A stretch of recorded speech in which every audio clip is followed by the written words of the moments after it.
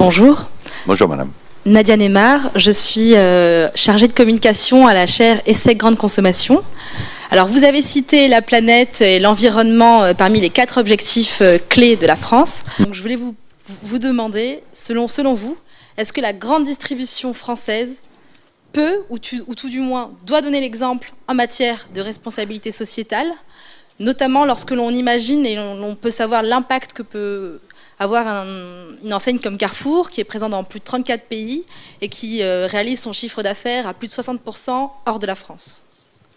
Oui, bien sûr, et je crois que l'état d'esprit des dirigeants nouveaux de Carrefour, M. Plassat, etc., est tout à fait dans cette direction-là. Donc c'est un problème absolument majeur.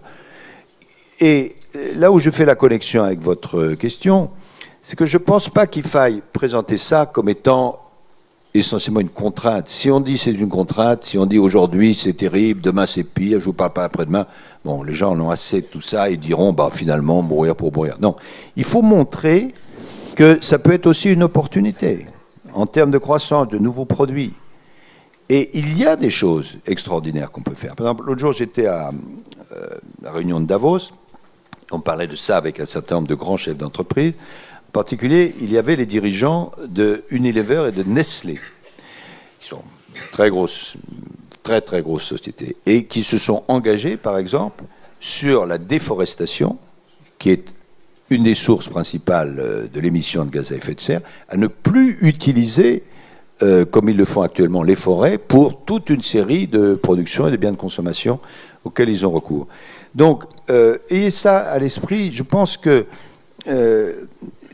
il faut que nous mettions dans la tête, vous me direz si ce n'est pas la diplomatie, si, c'est la diplomatie aussi, c'est la façon dont on va arriver par une évolution de nos modes de consommation, de nos modes de production, de notre façon d'appréhender les choses, à préserver la planète. Après, il faut aussi l'organiser d'une meilleure façon. C'est l'organisation de l'ONU, c'est qu'est-ce qu'on peut faire en matière de normes, etc. On n'en a pas parlé, mais c'est très important aussi. Les principes, les droits, comment on peut, la responsabilité de protéger, etc. Bon, mais d'abord, l'existence même de la planète.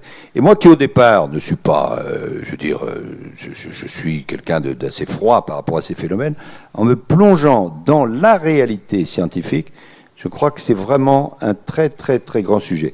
D'ailleurs, j'étais frappé, peut-être l'êtes-vous comme moi, du fait que il n'y a, pour ainsi dire, plus de contestation sur la réalité du phénomène. Il y a encore 2, 3 ans, 4 ans, vous aviez un certain nombre de gens qui disaient ou bien ça n'existe pas, ou bien oui, ça existe, mais ça n'a rien à voir avec les phénomènes industriels.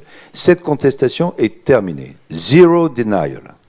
Et donc maintenant, il faut prendre les dispositions pour faire en sorte que les choses soient modifiées.